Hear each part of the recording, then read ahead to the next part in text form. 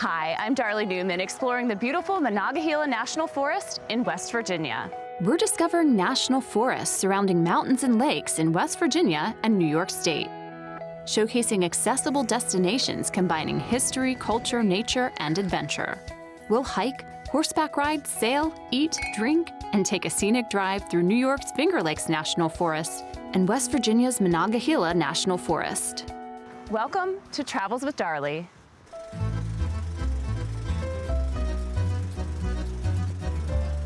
We're enjoying nature adventures in West Virginia and New York State, visiting national forests where history and ecology take center stage. From suffragettes to historic train towns to great spots for fly fishing, we're playing outdoors with locals as the guides and inviting you along for the journey. We're starting in the Finger Lakes National Forest, located between Seneca Lake and Cayuga Lake in the Finger Lakes region. The only national forest in New York State draws in hikers, riders, history buffs, and travelers who combine wine tasting at nearby vineyards with exploration. Quinn Wright, who has hiked the entire Finger Lakes National Trail and now serves as executive director for the Finger Lakes Trail Conference, is taking me on a hike. Glad we have a good leader today. The longest continuous footpath in New York State, the Finger Lakes Trail connects to other large trail networks, including the North Country National Scenic Trail and the Long Path, allowing outdoor enthusiasts to hike from the New York-Pennsylvania border to the Catskill Forest Preserve in eastern New York and beyond. Our system is over 1,000 miles in length. The Interlochen Trail, which goes through the Finger Lakes National Forest, is one of our branch trails. Trails wind through woodland, meadows, rolling hills, and through private and public lands. Quinn, what do you like about the trails that run through the forest? Well, first and foremost is the solitude. And it's the majesty of the trees. It gets me away from the humdrum of living in a city. And it's, to me, it's the most peaceful time of my life is when I'm hiking on the trails. Those who elect to hike the entirety of the trail should budget about 6 to 7 weeks. But for those who just want to enjoy a portion, the Finger Lakes National Forest boasts a beautiful section to explore but for an hour or even a day. Other places to hike in the forest tell tales of Finger Lakes and U.S. history. The Finger Lakes region was a hotbed for activity during the women's suffrage movement, and we're learning about one important site for activity with Ranger Jody Vanselo. So this is Caywood Point, and to our left is what we call the Queen's Castle, or Camp Fossenvue. This was an area that back in the 1870s, women would come down specifically here to recreate and do things that women at the time shouldn't do. They would swim, they would play like badminton and racquetball, sports like that. And the big thing that they also did is they talked about the right to vote. So for the suffragette movement was going on at the time. So they wanted to come out here, and it was a safe place for them to talk about that, talk politics. This was like their secret club to get things done. This is where they got things done. It was, and there was notables that came down here. Elizabeth Cady Stanton was a very close friend and cousin to one of the owners, Elizabeth Smith Miller, and they built this for her on her 77th birthday. So 7 was instrumental for them, meant a lot. Fossenvue is actually an anagram for 7 of us. So you'll see 7 sides. 7's represented all over the place in this Queen's Castle. In addition, Elizabeth Smith Miller was the queen of the castle. So that's why we also call it the Queen's Castle. Fossenvue would serve as a retreat from 1875 to the early 1900s, a time when many women activists throughout the Finger Lakes region were speaking out for equal rights. A lot of really important women came through here and changed history. They did. So we're pretty proud of the fact that we have this on this national forest, and it is a historic landmark, and love people to come down and see it. You know, when we say we have a castle, they think it's a stone castle, but when you get into really what this place means and what it meant, if for a little tiny part for the suffragette movement, it's pretty huge. That's how it always happens. A group of women get together, change happens. Exactly. We know that. Exactly. The lands where the Finger Lakes National Forest rests today were inhabited by Native Americans for more than 10,000 years. Archaeological sites today abound in the forest, And there are also living reminders of the past in the form of apple trees, which visitors are free to pick and eat while visiting the forest. So the fall is a great time of year on the forest. One of the best things is finding old apple trees. They were planted back in the 30s and 40s, so they're the heritage breeds that are disease resistant, taste incredible, easy to find, and whenever you come across an apple tree, you can guarantee there's a heritage site right next to it. So There's a good one right here, Jody. I think you should go for it. I'm going to. So how do you like it? Ooh, that's good. Isn't it good? Tasty apples. Yeah. And the funny part is, we have some visitors over here, is that the apples will drop onto the ground, they'll ferment a little bit, the cows will come in and eat them, and then we end up with drunk cows. Well, I'm not giving them this apple. No, you keep that one. That's too good to give up. Trails in the National Forest often reveal more than meets the eye. To take a deeper dive into the forest's history, I'm taking a walk with LouAnn Wurst, a professor of archaeology who has been working on excavations within the forest, and is taking me to a site that used to be a farm owned in the 19th and 20th centuries by the Dunham family. And this is the Finger Lakes Trail that comes off of Burnt Hill Road. It is one of the trails that goes right past some of the original farmsteads that used to be here. The forest itself was created as the Resettlement Administration purchased individual farms during the New Deal. And this sign is a historic sign that kind of talks about some of the rationale for that. Desperate farmers hanging on, unable to make a living in these upland farms. And what we've been doing since 2000 is excavating a series of these farms to look at these farmers' everyday life. And originally, we didn't really question that idea that the government was rescuing these farmers on impossible lands and resettling them. But it didn't take long before the kind of evidence we were finding was suggesting that the story was a lot more complex than that. We didn't find any evidence that these farmers were impoverished, that they were any different than any other farmers in the area. And it's turned into a story about transformations of industrial agriculture and government land planning and some of the implications of that. You're debunking the history then. In a nutshell. Wurst has had her work cut out for her with the excavations. We've collected about 250,000 artifacts. Wow, that's a lot. Yes, it is. As Wurst continues to search for clues to fill in gaps in the narrative, travelers who hike the trails may want to keep their eyes peeled to learn more about the history. Next, we're saddling up with D&K Ranch. Owner Kelly Terry works to rescue and rehabilitate horses at this small ranch which welcomes travelers for trail rides in the Finger Lakes National Forest. Most of our horses have come from different backgrounds. We'll get calls of horses that have aggression issues. Some horses we have are not rideable at all when we get them, and so we work with them. Tell me a little bit about Whiskey. Whiskey came to me the beginning of the summer because he didn't like anybody else but his owner getting on him. Anytime somebody else got on Whiskey, he'd put his head down, pout, and refuse to move. So Whiskey's wonderful. Now that he's been here this summer, he's met new people, socialized with different horses. He's a very personable horse, so I think you'll like him. We saddle up and head out. So this is Horton Pasture. It's beautiful pasture, one of my favorite trails. It's a great day at the office to be at Horton Pasture. This is beautiful. Views sweep down to Seneca Lake and a pretty meadow where goldenrod and colorful flowers abound. This is one of my favorite times of the year to ride here because you can see the trees are just starting to turn. This is an idyllic trail, and the horses seem to like it too. Before it was the Finger Lakes National Forest, the land we're riding was inhabited by farmers and used by loggers. When we come to the end of this road, you'll see there's a dip, and there was an old sawmill in there in the 1800s. There used to be schoolhouses every 3 miles, sawmill every 3 miles. Every square mile were roads back in the 1800s here. Even earlier, the Iroquois Indians hunted here. In the 1950s, it was turned over to the U.S. Forest Service and established as a national forest in 1983. We love it here because you can do so many different trails. There's trails that have deep gorges that you can go in, beautiful scenic areas, trails that are flat up high on the top of the ridge like this. We ride up to a spot with a clearing in a meadow. You can see on a clear day the end of the lake. It's beautiful to be out here, to be on horseback, ride through a meadow, take a look at the lake, the changing leaves.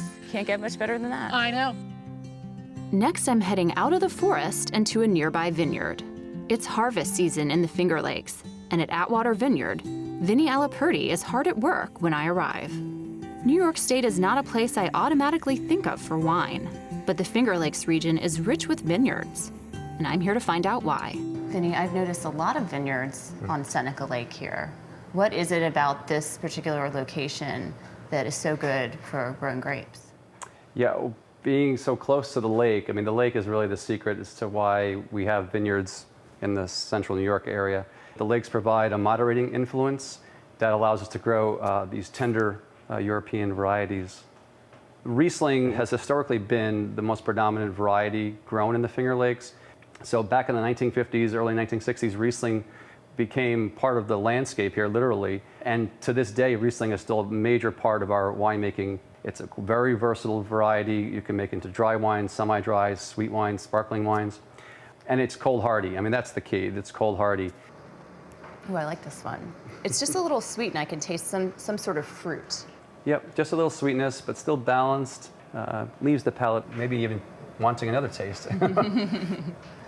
Syrah, which is the red wine on the bar, is sort of a newcomer to the Finger Lakes. It too has origins in Central and Eastern Europe. That's good as well. It smells as good as it tastes. Almost a little bit of pepper or something. A little pepper, yeah, a little cassis, some blackberry. It's one of my favorites here on the farm. We're traveling just down the road to Watkins Glen to sail on the lake we've enjoyed seeing from the forest. The Schooner True Love, a historic sailboat featured in the 1956 movie High Society with Bing Crosby, Grace Kelly, and Frank Sinatra, and the 1940 film Philadelphia Story with Cary Grant and Katharine Hepburn, invites travelers to take a ride on the largest and deepest of the Finger Lakes. Captain, where are we headed today?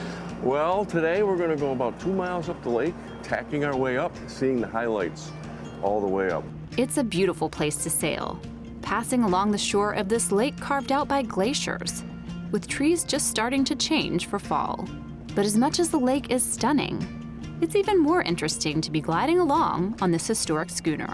So a schooner boat from 1920 is the speedboat of yesteryear. If you were a fisherman and you couldn't get your fish to market fast, you might use the schooner sailboat. Or in the days of Prohibition, you know what they would be hauling then. That's, yes. Finger Lakes wine. Exactly. Or perhaps beer. Alongside wineries, craft breweries open their doors to travelers for tastings and tours, like Stu Ben Brewing on Cayuga Lake, or Grist Iron Brewing Company. Grist Iron is right in the heart of the, what used to be the wine trail, but now it's breweries and distilleries are popping up too, so it's becoming more of an alcohol trail. I think I've had pumpkin beer before. This will be a first.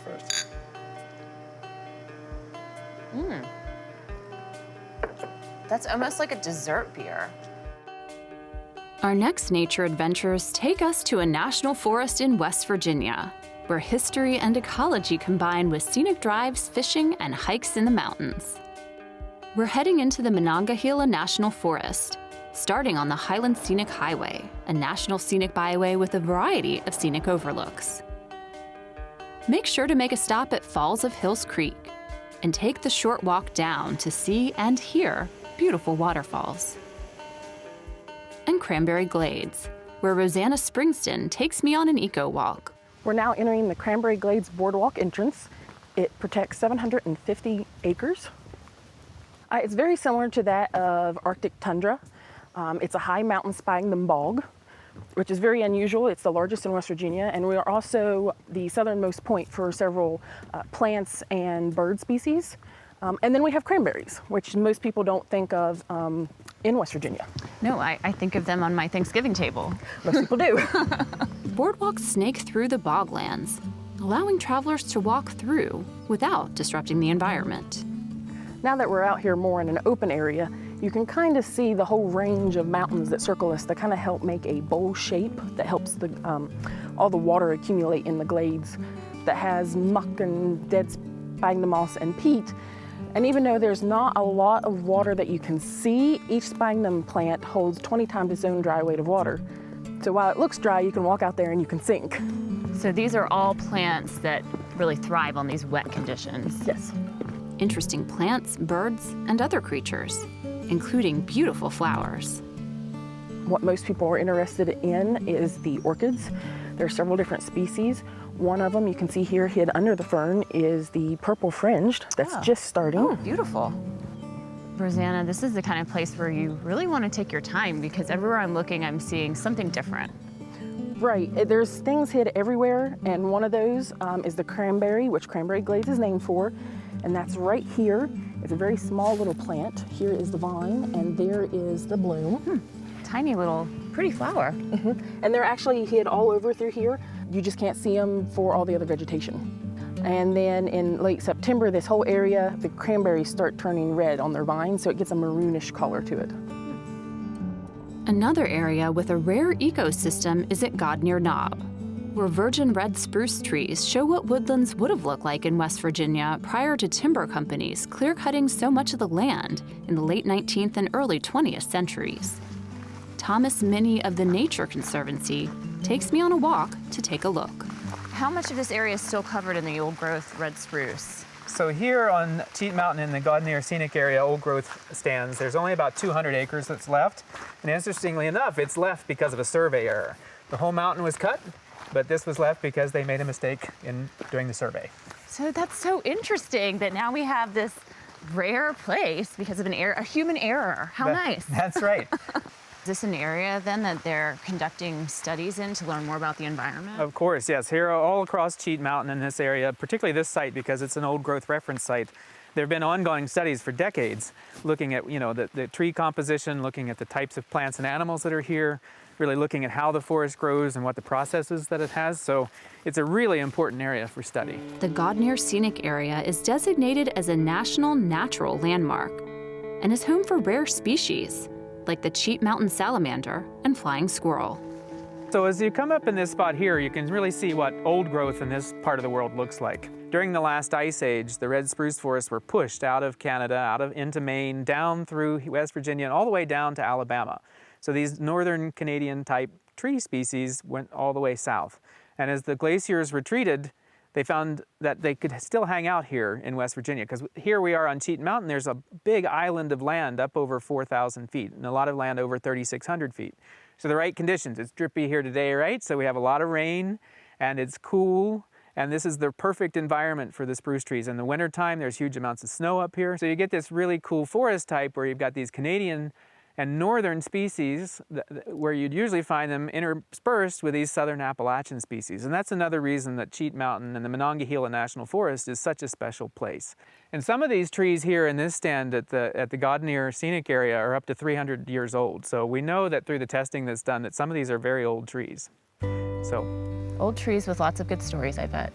I bet they have a lot of stories to tell, yeah. To understand more about West Virginia's history of logging, I'm heading to Cass, an old mill town dating back to 1901. Founded by the West Virginia Pulp and Paper Company as a home area for loggers working in the nearby mountains, Cass has been well preserved, with a museum, historic steam engine locomotive that travelers could ride, and popular diner, the Last Run restaurant. Owned by the Bodkin sisters, Last Run is known for its burgers and comfort food. Mary Snyder, who was born and raised in Cass, takes me for a walk through town among the old company houses. During its height, when her dad and grandfather worked here, Cass was home to over 2,000 residents. Growing up here, my family worked here. My grandfather, Lambert, worked in the woods. My grandfather, Neighbors, worked at the mill. And then my father worked there until the mid-40s when the war came. It basically looks like it did whenever I grew up. The picket fences were everywhere, and the houses haven't changed the outside. As West Virginia's timber industry declined, so did Cass. In 1960, the mill and railroad shut down. Later on, the town was taken over by the state park system and preserved, so visitors can take a look at the past. So how many people live here today? Oh, maybe 25. Okay. So small community. Right. Next, I'm going fishing at Seneca Rocks with Dustin Witcherman from Trout Unlimited. So now we're headed over to Seneca Creek. where it meets the North Fork of the South Branch of the Potomac, which actually drains all the way down into Washington, D.C. My home area. Yeah. Getting out to our fishing spot is a bit of a challenge. So I've been in this field for over 10 years, and my mom still reminds me every day that the rocks in the river are slick. So if you leave this section and you travel up into the forest where there isn't as much human activity, it's a lot less slick there. Okay. The human activity down here creates algae and sediment in this system that makes the rocks more slippery. And what is it? What human activity creates that? Agriculture, as Okay. well as development, which is Okay. kind of warming up the system as they create roads. Oh, that's interesting. Okay. Yep. Cold water habitats for brook trout have been declining across the United States. Dustin works on restoration projects to help rehabilitate affected rivers and streams. You see the white bubbles over there? Mm-hmm. So that's where we want to try to cast. We actually call those happy bubbles because it makes you happy when you cast in the middle of them and catch a fish. And then we also have the log that runs across the other side over there. And the brook trout like to hide underneath of those logs. So if you can make it within the happy bubbles and against that log, it's likely we'll catch a fish over there. So how long normally are you out here when you come out by yourself before you might catch something? About 10 to 15 minutes. It might take me a little longer. Nice. Right into the bubbles. Yeah.